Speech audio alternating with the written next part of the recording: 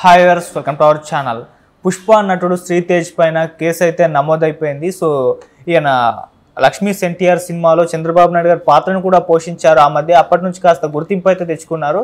అయితే పుష్ప మూవీలోతో పాటు ఇంకొన్ని సినిమాల్లో విలన్గా యాక్ట్ చేస్తూ వస్తున్నారు. ఇప్పుడు తన పైన కేసు నమోదు అవ్వడం చూస్తున్నాం. ఇంతకీ ఏం కేసు నమోదైంది, ఎవరు ఫిర్యాదు చేశారు, దీనికి సంబంధించిన డీటెయిల్స్ ఏంటి, ఇప్పుడు ఇదే అంశం మీద డిస్కస్ చేయడానికి ప్రజెంట్ మనతో పాటు జయదేవ్ సీనియర్ జర్నలిస్ట్ ఉన్నారు. వారితో ఒకసారి డిస్కస్ చేసి తెలుసుకుందాం. సార్ నమస్కారం. సార్ నమస్తే సార్, ఈ మధ్య కాలంలో మనం చూస్తున్నాం అంటే కొంతమంది సినిమా ఆర్టిస్టుల పైన వరుసగా కేసులు నమోదవుతూ వస్తున్నాయి. అంతకుముందు పుష్ప మూవీలో జగదీష్ పైన కూడా కేసు నమోదైంది. రీసెంట్గా ఇంకొన్ని మనం చూసాము. ఇప్పుడు శ్రీతేజ్ పుష్ప మూవీలో యాక్ట్ చేశారు. అంతకుముందు లక్ష్మీస్ ఎన్టీఆర్లో చంద్రబాబు నాయుడు గారి పాత్ర కూడా ఆయన పోషించారు. అప్పటి నుంచి కాస్త గుర్తింపు వచ్చింది ఆయనకి. సో ఇప్పుడు తన పైన కూడా ఇటువంటి కేసే నమోదవ్వడం, తను మోసం చేశారని ఒక యువతి ఫిర్యాదు చేయడం చూస్తున్నాం. సార్ అసలు ఏం జరిగింది ఈ ఇష్యూలో, మీరు ఏం చెప్తారు సార్ దీని గురించి? కేసులు నమోదవడము, ఇష్యూస్ రావడం అనేది ప్రతి దగ్గర సహజం, ప్రతి దగ్గర ఉన్నదే, ప్రతి రంగంలో కూడా ఉంటుంది. కాకపోతే ఇది సిల్వర్ స్క్రీన్ కదా, వెండి తెర మీద అనేసరికి జనాలకి కొంచెం ప్రేక్షకులకి ఆతృత ఎక్కువ ఉంటుంది. అరే ఏంటి అది ఏమైందంట. కాకపోతే వాళ్ళు కూడా కొంచెం మనల్ని ఇన్ని కళ్ళు అబ్జర్వ్ చేస్తుంటాయి. మనల్ని నిజంగా వాళ్ళకి మనకు సంబంధం లేకుండా మనల్ని ఆరాధించేవారు, మనల్ని ఇష్టపడేవారు, ఫ్యాన్స్ ఉంటారు అని వాళ్ళు కూడా కొంచెం జాగ్రత్తగా ఉండాలి. మేబీ క్షణికం అవ్వచ్చు, లేదంటే నిజంగా తప్పు ఉంటే ఉండొచ్చు, లేదా డబ్బు కోసం కూడా ఇవాళ రేపు కొంతమంది యువతలు రివర్స్ కేసు పెట్టడం కూడా మనం చూస్తున్నాం. ఇందులో వాస్తవాలు అవాస్తవాలు మనకు తెలియదు. అవి నేము ఫేమ్ వచ్చిన తర్వాత, లేదంటే డబ్బును సంపాదించిన తర్వాత కొన్ని విషయాలు ఇలా వెలుగులోకి వస్తున్నాయి, కొన్ని విషయాలు వెలుగులో రాక చీకట్లోనే మగ్గిపోతున్నాయి.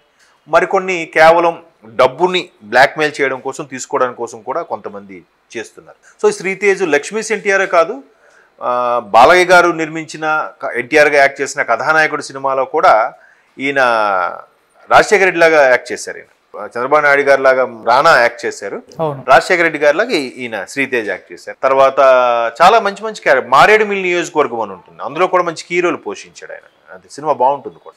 సో అట్లాంటి వ్యక్తి ఇంతకుముందు కూడా ఏదో ఇష్యూ ఫేస్ చేశాడు. ఒకసారి వివాహేతర సంబంధం కూడా ఏదో పెట్టుకున్నట్టు కూడా ఇప్పుడు ఆ మహిళ హస్బెండ్ కూడా సూసైడ్ చేసుకొని చనిపోయాడు. వాళ్ళ బంధువులు ఈయన పైన కేసు పెట్టారు. అవును, అంటే దానివల్లే చనిపోయాడు అన్నట్టుగా ఏదో ఒక ఇష్యూ కూడా విన్నాను. అంటే చనిపోయాడని విషయం నాకు గుర్తులేదు, కానీ ఇట్లా ఇల్లీగల్ కాంటాక్ట్ అన్నట్టుగా ఏదో విన్నాను.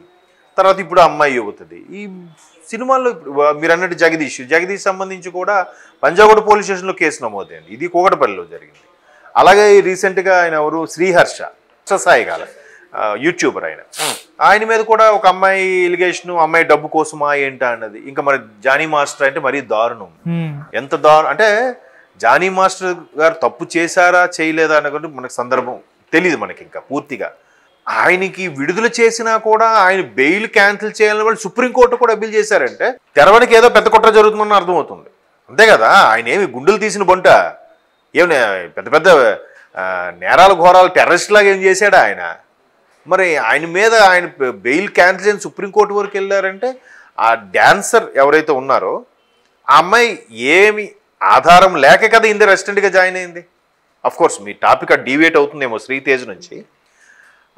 ఏ ఆధారం లేని అమ్మాయి జానీ మాస్టర్ ఆదరించినప్పుడు ఆయన ఇష్యూస్ ఆయన ఎంత దారుణం. పాపం ఆయన ఏం చేశాడు, పోనీ తప్పు చేశాడు, ఇంక ప్రూవ్ అవ్వలేదు. ఆయనకు వచ్చిన అవార్డు కూడా క్యాన్సిల్ అయిపోయింది. ఆయనలో ఉన్న ప్రతిభకి, ఆయన కంపోజ్ చేసిన డ్యాన్స్కి కదా అవార్డు వచ్చింది, ఆయనకి కాదు.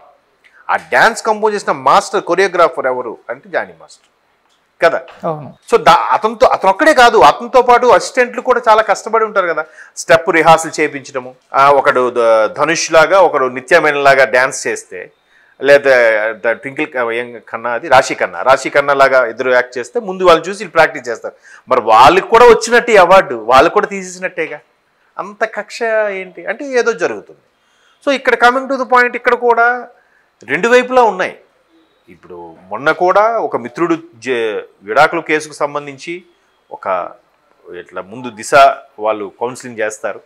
తర్వాత ఆ మేజిస్ట్రేట్ దగ్గరికి వెళ్తే ఆ లేడీ ఆవిడ అదే అంటుంది. అసలు మ్యాక్సిమం లేడీస్ సపోర్ట్గానే మాట్లాడుతున్నారు. బయటకు వచ్చాక వాళ్ళు ఎక్స్ప్లెయిన్ చేసేది ఏంటంటే లాయర్, లేదండి ఈ నిర్భయ ఘటనల తర్వాత మేము రెండు వైపులా చూస్తున్నాం, ఇటు అబ్బాయిలు ఓవర్ యాక్షన్ చేసి అమ్మాయిల్ని సాధించే పద్ధతి చూస్తున్నాం.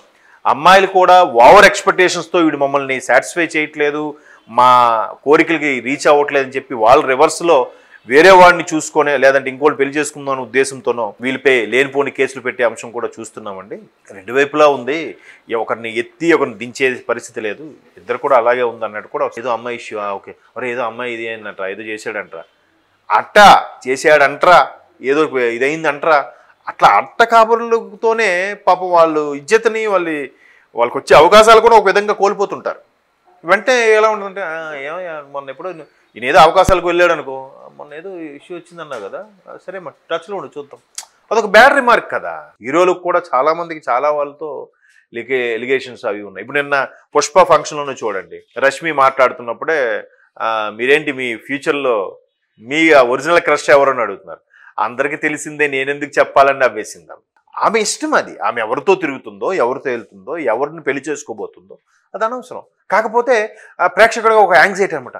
ఏంటి ఇప్పుడు సమంత గారు ఉన్నారు, ఆవిడేదో విడాకులు అయిపోయి ఆవిడ లైఫ్లో ఆవిడ ఉన్నారు. ఏంటి ఆవిడ విడాకులు మళ్ళీ పెళ్లి చేసుకోదా, మళ్ళీ చేసుకుంటుందా? ఏంటి ఆవిడ పెళ్లి చేసుకోకుండా బిడ్డలు కలాలంటుందంటగా.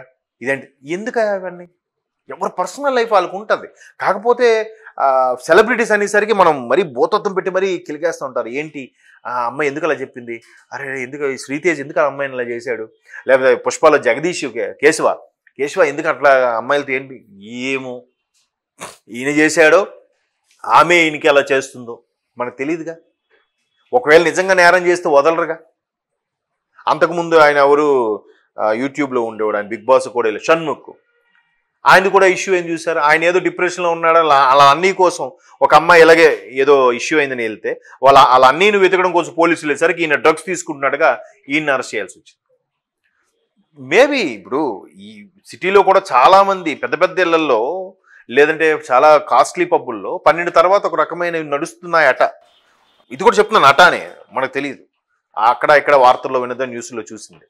సో అలా జరుగుతున్నప్పుడు పెద్ద పెద్ద ఇళ్లలో పెద్ద పెద్ద సెలబ్రిటీస్ వాళ్ళు ఇళ్లలో తెచ్చుకొని వీటికి అలవాటు పడ్డారు చేస్తున్నారా అనే అంశము మరి తెర మీదకి వచ్చిందిగా. మరి దాన్ని ఎవరు చర్యలు తీసుకుంటారు? దాన్ని ముందు కట్టడి చేయండి, అలాంటి వాటిని కంట్రోల్ చేయండి. ఇది ఎవరితో ఎవడు ఫ్యామిలీ రిలేషన్లు ఎవడు గొడవలు ఆడివి అవన్నీ ఎందుకు చెప్పండి. కాకపోతే సెలబ్రిటీలు అనేసరికి ఏంటి అట్లా చేసాడంట కదా, అది చేసాడంట కదా, వాళ్ళ పర్సనల్ లైఫ్ని డిస్టర్బ్ అయ్యి వాళ్ళ మీదకి వచ్చే రూమర్స్తో కొంతమంది